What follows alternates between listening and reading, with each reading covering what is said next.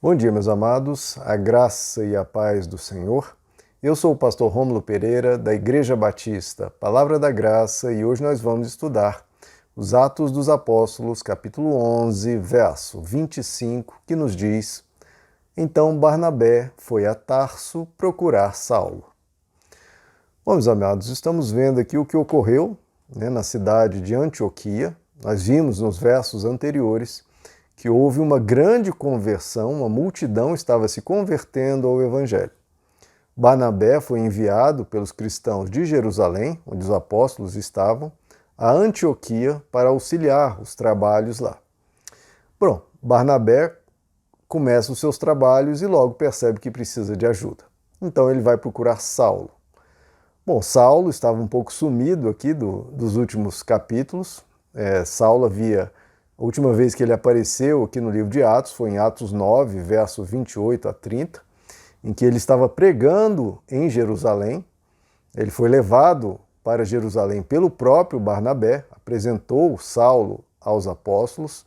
Os apóstolos tinham medo de Saulo por causa do histórico dele de perseguidor, mas Barnabé acaba levando ele até os apóstolos, apresentando, e Saulo começa a pregar em Jerusalém.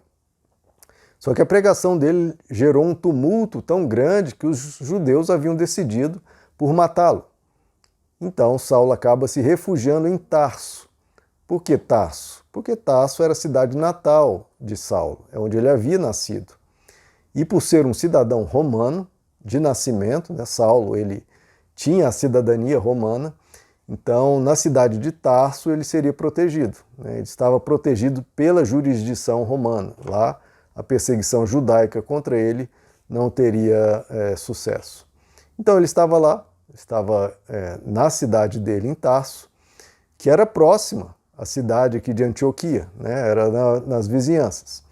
Então Barnabé logo percebe que precisava de ajuda em Antioquia e se lembra de Saulo, porque Barnabé o conhecia bem, tanto é, como eu mencionei, ele havia apresentado Saulo aos cristãos em Jerusalém, em especial os apóstolos.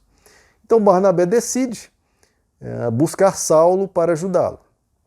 E olha que coisa maravilhosa, queridos? Porque Barnabé estava ali, digamos, surfando na onda, se formos falar nos termos humanos e mundanos, que se vê tantas vezes dentro da igreja, de que ele estava ali centenas, talvez milhares, se convertendo ao Evangelho, através do trabalho dele. Inicialmente eram de outros, mas Barnabé chegou e o trabalho continuou crescendo e poderia ter se tornado ali o grande líder cristão de Antioquia. Poderia desenvolver o seu ministério, ficar famoso, ficar conhecido e, por que não, usufruir das riquezas que adviria desse trabalho, como tantas vezes nós vemos com muito pesar no coração e lamentamos. Porque, como diz o velho ditado, o poder corrompe. E isso é o que mais ocorre, queridos. O poder corrompe. Isso em todas as esferas da vida humana. Às vezes um político extremamente, uma pessoa muito bem intencionada, uma pessoa justa, uma pessoa honesta, uma pessoa que quer fazer um bom trabalho e resolve entrar na política para fazer a diferença, para ser honesto no meio dos corruptos, e ele entra. Só que o poder sobe a cabeça, e ele não resiste à tentação do dinheiro, da fama, do poder e acaba se corrompendo. Nós vemos isso ocorrer o tempo todo, tanto no meio político quanto no meio religioso.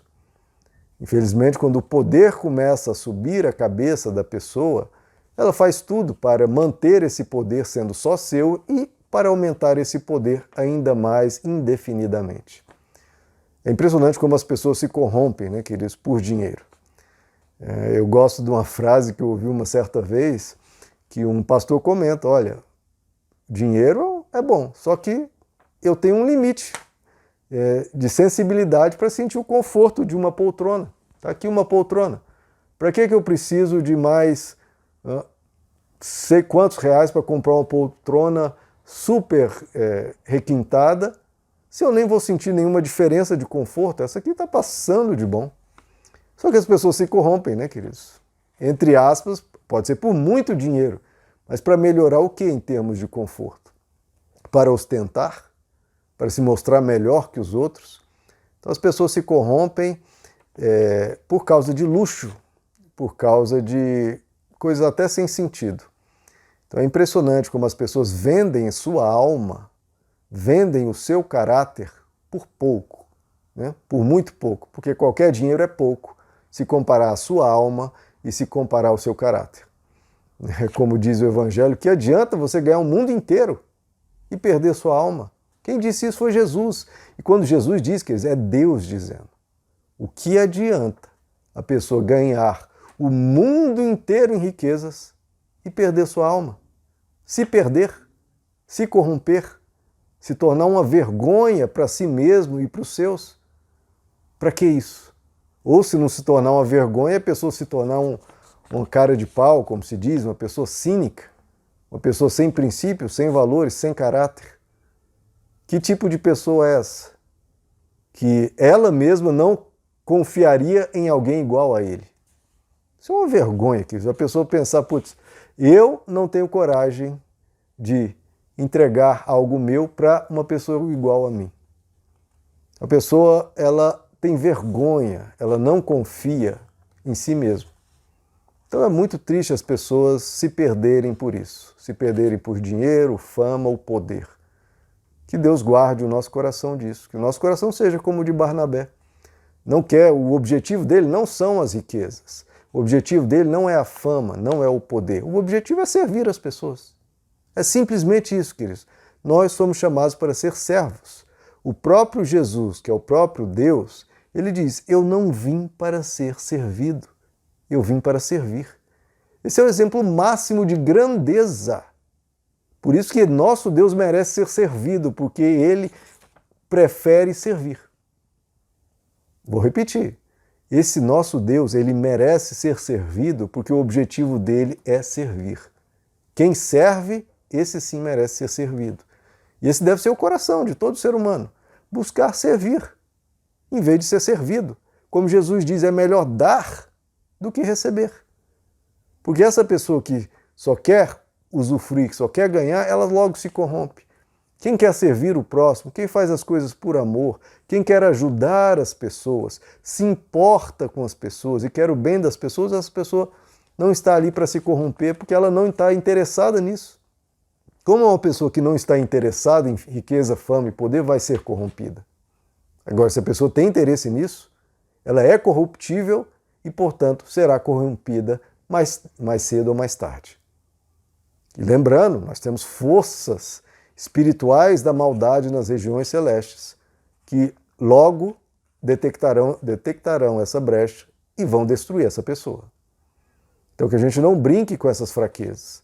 Qualquer brecha desse tipo que você tenha, ore a Deus, se conserte, abandone, se você começou nesse caminho, abandone o quanto antes e não se abra a isso jamais, não venda sua honestidade, não venda seu caráter. Olha, prefira ter pouco com Deus, que é muito, do que ter muito sem Deus, que é muito pouco. E eu ainda faço questão de repetir. Prefira ter pouco com Deus, porque isso é muito, do que ter muito sem Deus, porque isso é pouco. Na verdade, não é nada, né, queridos? Que a gente siga o exemplo de Barnabé, mesmo que para isso, mesmo que para servir as pessoas eu preciso buscar alguém mais preparado do que eu, no caso, Barnabé buscar a Saulo, e dividir com ele, ou até deixar mais com ele os louros, né, do que está sendo feito, que seja feito para o bem das pessoas. Quem é servo de Deus quer servir a Deus e não ser servo das riquezas. Porque ser servo das riquezas destrói o ser humano. Ser servo do vil metal, como se diz, né? Que o nosso coração esteja em Deus, queridos.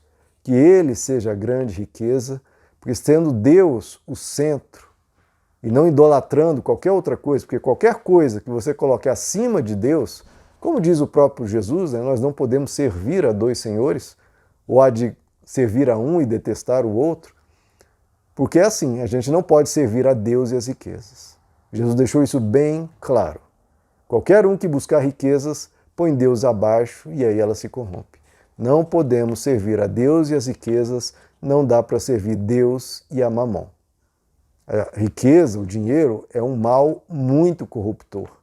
Tanto é que o Evangelho nos diz que a cobiça, a busca pelo dinheiro, pode ser raiz para todo tipo de males. A gente vê no noticiário todo tipo de males, dos mais diversos tipos, dos mais diversos graus, e coisas horrorosas sendo realizadas por causa de dinheiro. Que você não caia nisso, meu irmão. Você tem um coração apegado a Deus. E saiba, mesmo que você passe por dificuldades, na glória será recompensado.